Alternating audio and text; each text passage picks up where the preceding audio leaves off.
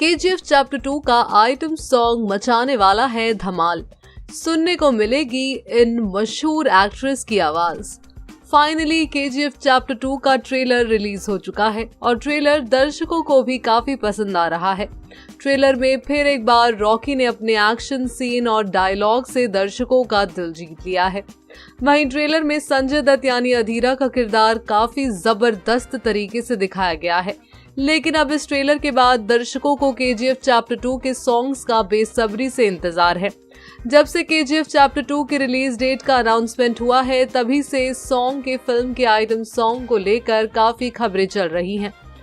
पहले तो हम आपको बता दें कि इस बार आइटम सॉन्ग में नोरा फतेही देखने को मिलने वाली हैं और यही एक्साइटमेंट के चलते लोग पूछ रहे हैं कि आखिर फिल्म केजीएफ चैप्टर 2 का आइटम सॉन्ग कब रिलीज किया जाएगा, क्योंकि सबकी पसंदीदा एक्ट्रेस इस आइटम सॉन्ग में रॉकी के साथ नजर आएंगी।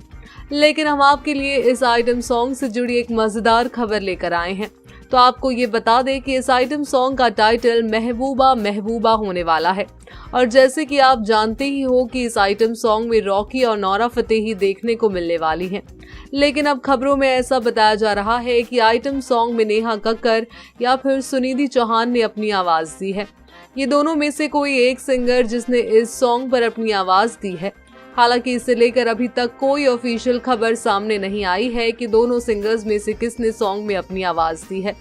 आपको बता दें कि ये फिल्म 14 अप्रैल को रिलीज होने वाली है। इस फिल्म में यश रॉकी का किरदार निभाएंगे, तो वहीं फिल्म में संजय दत्त विलन अधीरा की भूमिका में देखने को मिलेंगे। फिल्म में रवीना टंडन भी होंगी जो प्राइम मिनिस्टर के किरदार में देखने को मिलेंगी।